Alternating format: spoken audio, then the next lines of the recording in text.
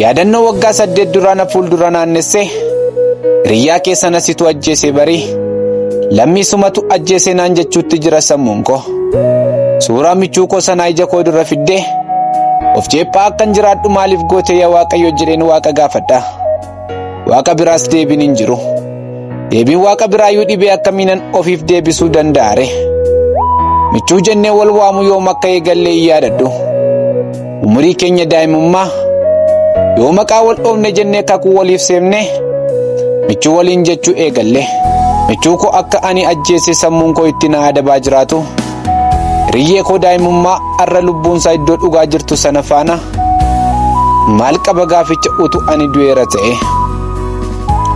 Si ajjeeseen si yaadee yaa Sayibatiyya. Si haa ga'u nagaan koo jedhee akka hin eegalle iddoo hafuurri kee na dhaga'ee nagaan kiyya si ga'u hin jirtu.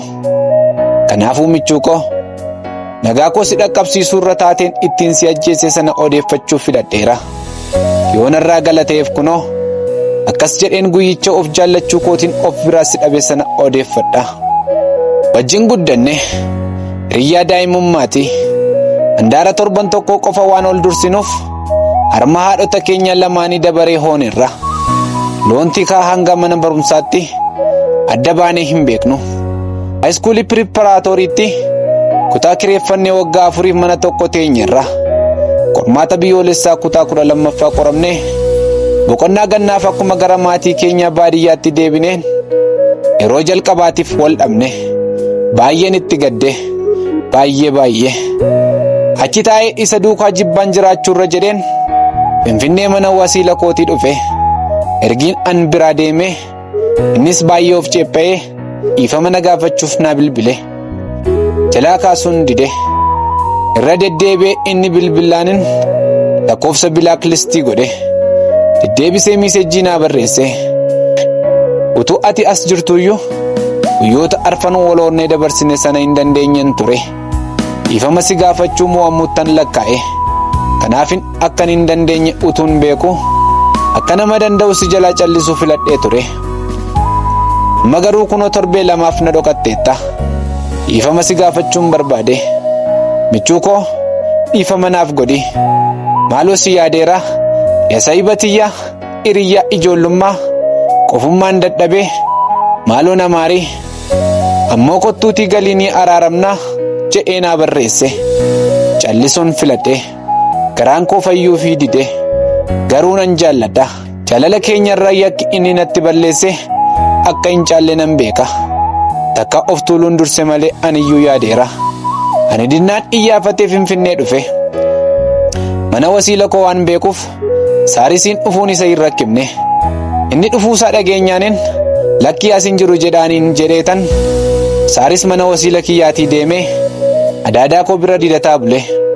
Na eegee dhadhabnaan haadha manaa wasiila kootitti xalayyaa akkas jettu barreessee kennee deeme. Michuu koo si yaadeera. Maaloo dhiifama naaf godhi. Kottuu galii akkuma keenya duriitti jiraanna.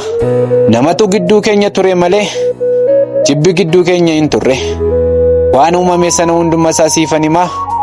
Atumti naaf araaramii kottu.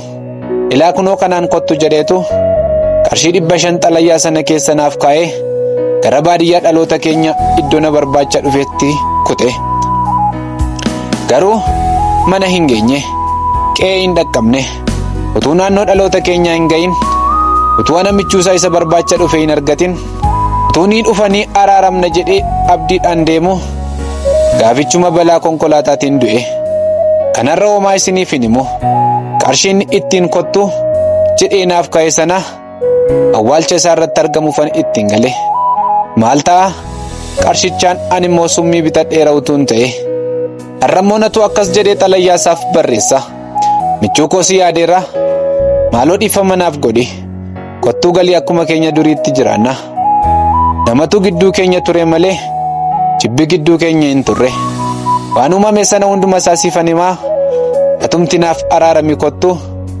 Garuu akkatiin dhumne waan hin beekuuf ilaa kanaan kottu jedhee gatii tiraanspoortii xalayyaa kana keessa hin keenye.